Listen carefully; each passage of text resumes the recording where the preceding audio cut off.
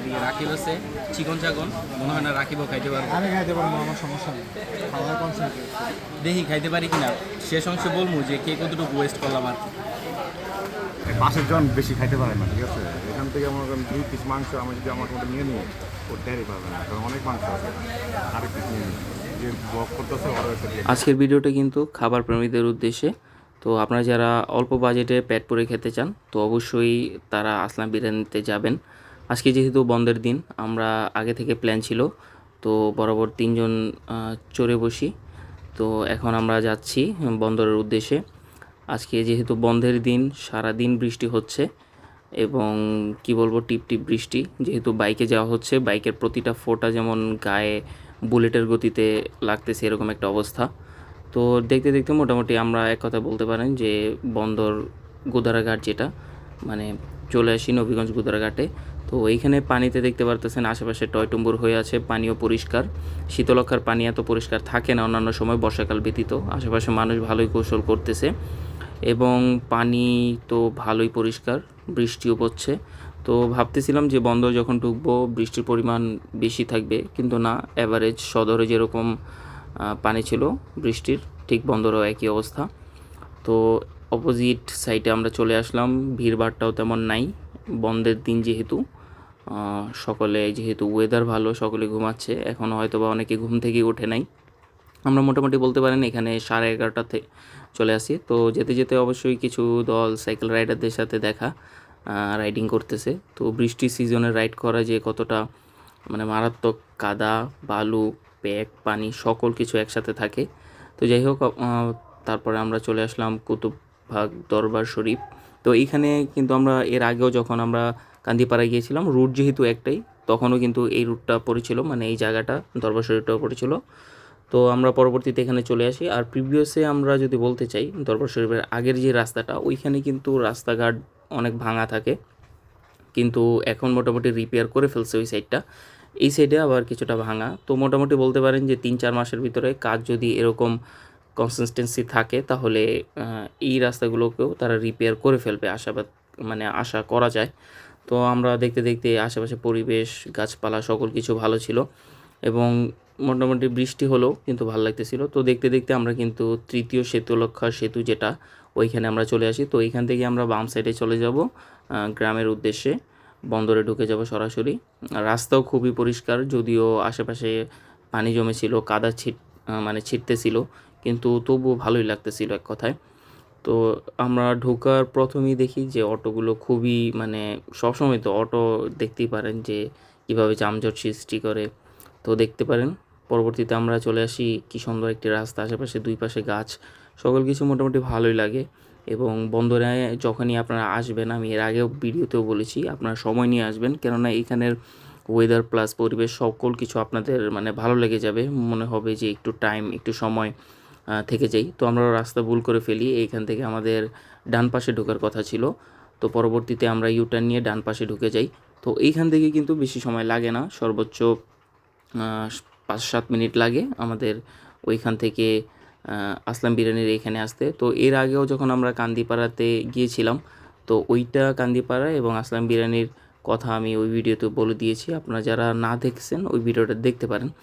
তো আমরা মোটামুটি এইখানে যখনই আপনারা আসবেন, যেটা বলতেছিলাম আর কি, সময় নিয়ে আসবেন, কেননা যদি সময় কম নিয়ে আসেন পরবর্তীতে বন্দরে কিন্তু কিছু পরিমাণ সময় আপনারা দিতে পারবেন না।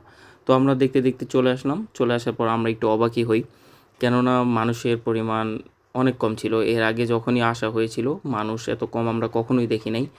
তো অনেক পরিমাণ ক্রাউড ছিল, বিশেষ করে এই জায়গাটাতে অনেক পরিমাণ গাড়ি পার্কিংয়ে থাকতো, আর সেই জায়গায় এখন পর্যন্ত মানুষ আসে নাই। তো আমরা বলতে পারেন এইখানে 12টা 10 থেকে 15 ভিতরে এখানে পৌঁছে গিয়েছিলাম এবং মানুষ ভিড়ভাট্টা সকল কিছু দেখে আমরা একটু হতাশই হয়ে যাই। পরবর্তীতে আমরা যদি কাউন্টারের দিকে আপনাদের একটু জুম করে দেখাই, কাউন্টারেও এত পরিমাণ মানুষ ছিল না যত পরিমাণ আমাদের আশা ছিল। তো এই পর্যন্তই মানুষ ছিল এবং মোটামুটি আমরা অর্ডার দিয়ে দিই টোকেন নিয়ে।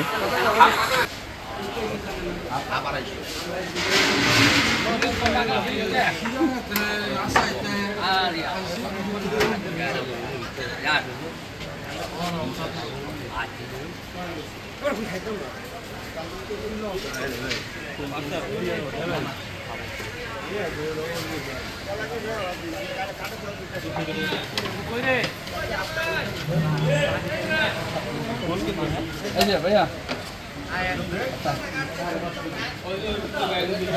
হাফ না এ রাকিব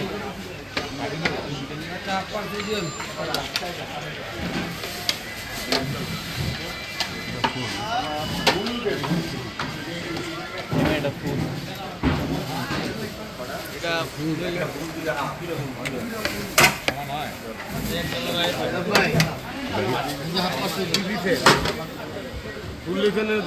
আরে 550 দিচ্ছি ও আমার 300 দিচ্ছি রাকিবরা রাখবেন না আমি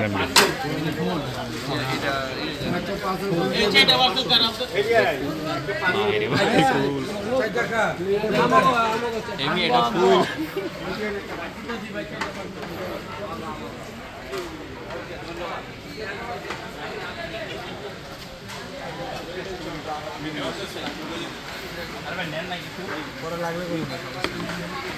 বা আগে আমরা তো স্টিকার আছে আগে ফুলের দাম ছিল 300 টাকা, এখন ফুলের দাম হয়েছে 350 টাকা। আর হাফ ছিল আগে 250, মানে 200, এখন হাফ 250।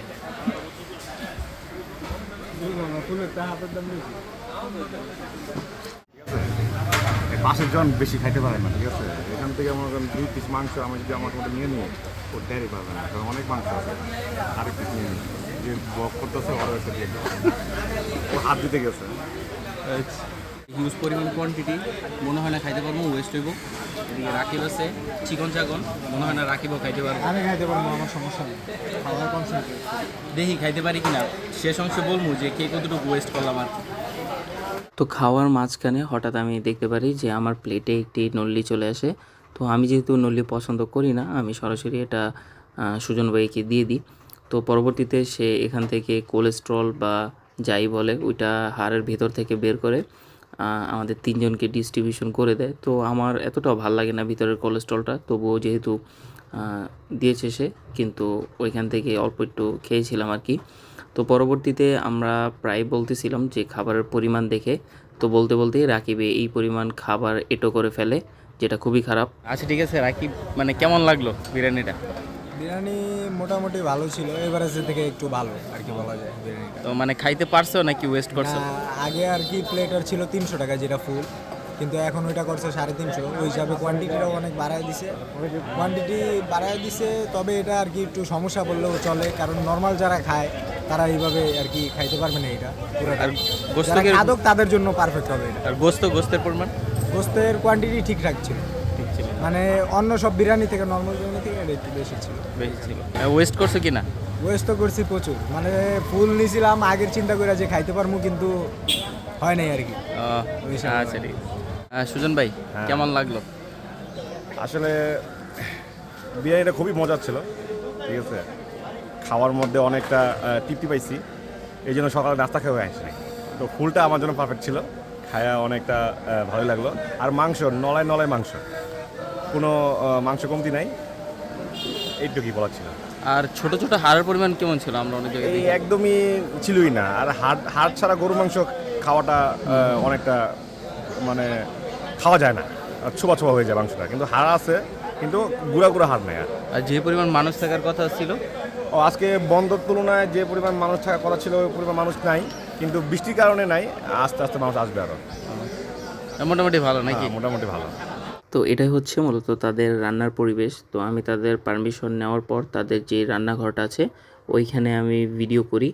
তো আমি বলবো যে রান্নাঘরের যে পরিবেশটা ছিল, গ্রামে আপনারা যারা রান্না করেন, বড় রান্নাঘর দেখেছেন, তো একেবারে ওরকম পরিবেশ না, নোংরা না কিছু। আপনারা যদি গ্রামীণ পরিবেশে খেতে চান, রান্নাও গ্রামীণ পরিবেশে চান, তাহলে আপনাকে অবশ্যই এই পরিবেশ বরদাস্ত করেই খেতে হবে। আর এইখানে আমি বলবো যে পরিবেশ এত খারাপ না, আপনারা চাইলে আসতে পারেন এবং খেতে পারেন। তো যদিও আশেপাশে একটু মাছি ওড়াউড়ি করে, কিন্তু ওইটাও আপনাকে একটু বরদাস্ত করতে হবে। আর অবশ্যই অর্ডারের ক্ষেত্রে আপনারা চেষ্টা করবেন হাফ 250 এবং ফুল 350, আর কোয়ান্টিটি দেখে অর্ডার করবেন। আপনার পাশের কোনো লোক যদি অর্ডার করে তাহলে ওই পরিমাণ কোয়ান্টিটি দেখে অর্ডার করবেন। তাহলে আপনাদের খাবারের যে ওয়েস্টটা সেটা কম হবে। আর খাবার ওয়েস্ট করা যেহেতু ভালো না, অবশ্যই এই বিষয়টি একটু লক্ষ্য রাখবেন। আমাদের ক্ষেত্রে যদিও একজন ওয়েস্ট করেছে, যদিও এটা ঠিক না। পরবর্তীতে আমরা পাশের একটি দোকান থেকে আমরা দই কিনি, 3 জনে 3টা দই কিনি। দইয়ের দাম নিয়েছিল 50 টাকা। তো ভিডিওটি এ পর্যন্তই। অবশ্যই আপনারা আসবেন। ধন্যবাদ।